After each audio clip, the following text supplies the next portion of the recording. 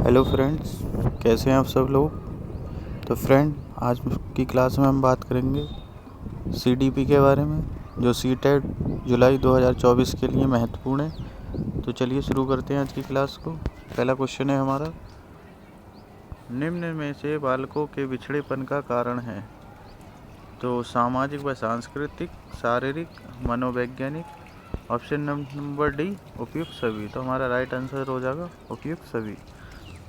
प्रतिभाशाली बालकों की पहचान की जा सकती है तो बुद्धि परीक्षण द्वारा, उपलब्धि परीक्षण द्वारा, अभिरुचि परीक्षण द्वारा, या ऑप्शन नंबर डी, उपयुक्त सभी। तो हमारा राइट आंसर हो जाएगा उपयुक्त सभी के द्वारा पहचान की जा सकती है। चलते हैं प्रश्न नंबर 3 पे। वंचित बौद्धिक स्तर से जुड़ा हुआ है। तो ऑप्शन नंबर बी हो जाएगा हमारा, यानी कि ऋणात्मक रूप से। चलते हैं नेक्स्ट प्रश्न पे। प्रश्न नंबर 4, समृद्ध समूह की अपेक्षा वंचित व्यक्ति के बौद्धिक स्तर होता है। तो ऑप्शन नंबर बी, यानी कि निम्न प्रकार का। दीर्घकालीन वंचित तथा शैक्षिक निष्पादन में कौन सा सह संबंध पाया जाता है। तो ऑप्शन नंबर बी, यानी कि ऋणात्मक संबंध पाया जाता है। चलते हैं प्रश्न नंबर 6 की ओर। वंचित बालक आवंचित बालकों की अपेक्षा संज्ञातक रूप से होते हैं। तो ऑप्शन नंबर सी, यानी कि औसत पिछड़ा होते हैं। वंचित बालकों की अध्ययन में रुचि को कम कर देता है। तो ऑप्शन नंबर सी, यानी कि निम्न आकांक्ष स्तर जो है रुचि को कम कर देता है। चलते हैं प्रश्न नंबर 8 की तरफ। प्रतिभाशाली बालक की इंद्रियां होती हैं। तो ऑप्शन नंबर बी, यानी कि तीव्र होती हैं। प्रतिभाशाली बालकों में किस अवस्था के लक्षण शीघ्र दृष्टिगोचर होते हैं। तो ऑप्शन नंबर बी, यानी कि किशोर अवस्था के समय लक्षण शीघ्र गोचर होते हैं। प्रश्न नंबर 10, सृजनात्मक के विकास में सहायक नहीं होता। तो भाषण जो है सृजनात्मक के विकास में सहायक नहीं होता। चलते हैं प्रश्न नंबर 11 की ओर। प्रश्न नंबर 11 है हमारा,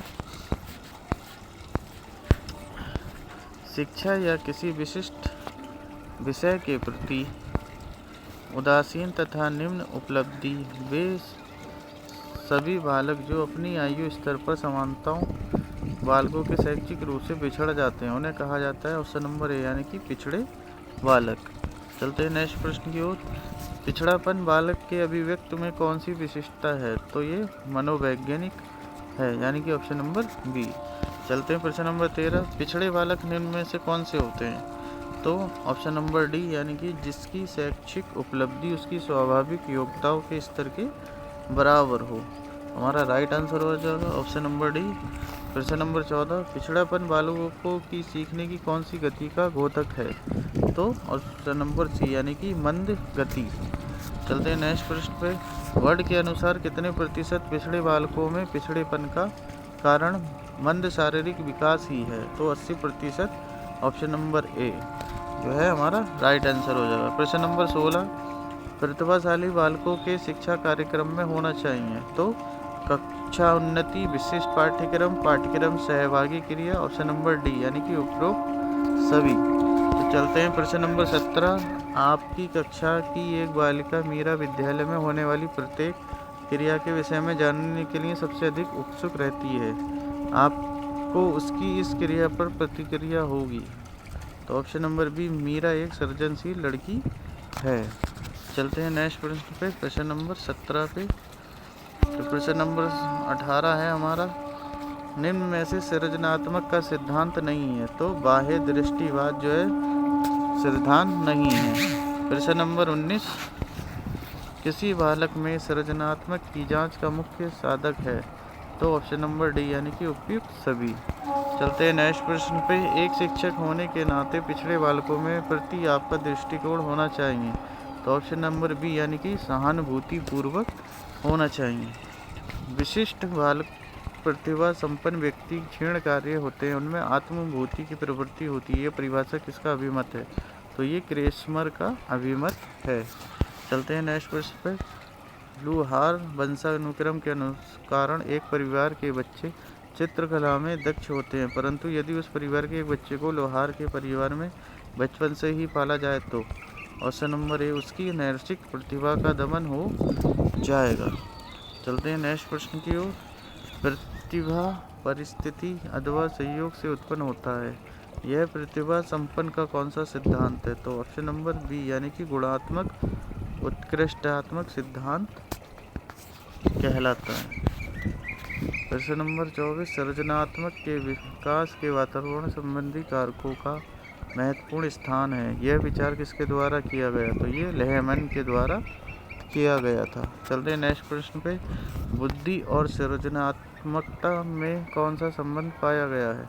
तो समारात्मक संबंध पाया गया। चलते हैं नेक्स्ट प्रश्न पे, प्रश्न नंबर 26 पे। तो प्रश्न नंबर 26 है हमारा, आपकी कक्षा की एक बालक झूठ बोलते हैं, आप उनकी किस आदत को छुड़ाने के लिए निम्न में से क्या उपाय करेंगे? तो उन्हें सत्य बोलने के लिए प्रेरित करेंगे, सही है। कक्षा में उन बालकों को सत्य बोलते हैं जिन्हें पुरस्कृत करेंगे। ऑप्शन नंबर सी सभी बालकों को झूठ बोलने की हानि के विषय में बताएंगे। तो ऑप्शन नंबर डी यानी कि उपयुक्त सभी हमारा राइट आंसर हो जाएगा।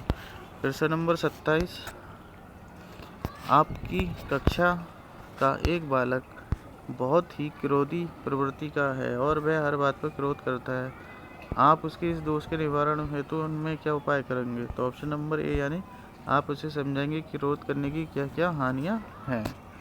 चलते हैं नेक्स्ट प्रश्न पे। प्रश्न नंबर 28 किसी बालक में सृजनात्मक का गुण होने के लिए इनमें से क्या आवश्यक है?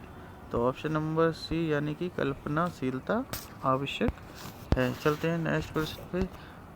आपकी कक्षा का एक बालक चोरी करते हुए पकड़ा जाता है, उसे दंडित करने के लिए आप इनमें से क्या उपाय अपनाएंगे? तो ऑप्शन नंबर सी यानी कि बालक को चोरी करने की हानियों के विषय में बताएंगे तथा भविष्य में उसे ऐसा न करने की चेतावनी देंगे।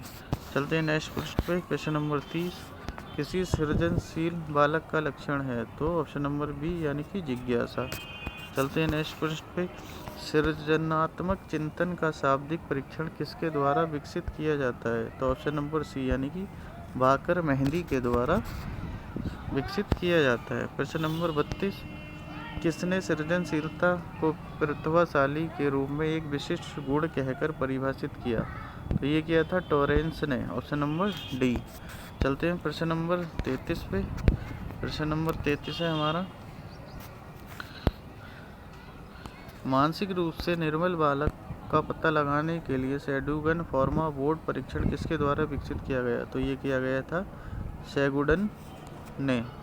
ऑप्शन नंबर ए विशिष्ट बालकों के लिए प्रशिक्षण आवश्यक है, तो ये निरंतर। ऑप्शन नंबर डी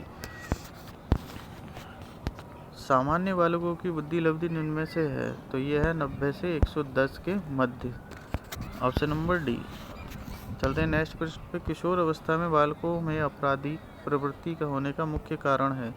तो ऑप्शन नंबर डी यानी कि उपयुक्त सभी, असफलता, निराशा, नए अनुभव की इच्छा। चलते हैं नेक्स्ट प्रश्न पे। बालक आपकी कक्षा का एक बालक सप्ताह में 2-3 बार स्कूल से भाग जाता है, वह बालक है पिछड़ा बालक। तो ऑप्शन नंबर सी। मौलिकता का गुण इनमें से किन बालकों में पाया जाता है? तो ऑप्शन नंबर बी सी यानी वे बालक जो सृजनशीलता का गुण रखते हैं। चलते हैं नेक्स्ट प्रश्न पे। वे बालक जो सामाजिक भावात्मक शैक्षिक पदों में सामान्य बालकों में भिन्न होते हैं उन्हें कहा जाता है? तो ऑप्शन नंबर सी यानी कि विशिष्ट बालक कहा जाता है। चलते हैं नेक्स्ट प्रश्न पे। प्रश्न नंबर 40 पे। तो प्रश्न नंबर 40 है हमारा, पिछड़े बालकों की पहचान हेतु इनमें से उपयुक्त विधि है? तो क्या है? खेल विधि, मनोवैज्ञानिक विधि, निष्पाद विधि। तो ऑप्शन नंबर डी यानी कि उपयुक्त सभी। तो फ्रेंड आपको वीडियो पसंद आई होगी, अगर पसंद आई है तो वीडियो को लाइक शेयर कीजिए, कमेंट कीजिए। मिलते हैं नेक्स्ट वीडियो में, तब तक के लिए अपना ख्याल रखिए। धन्यवाद। Good bye.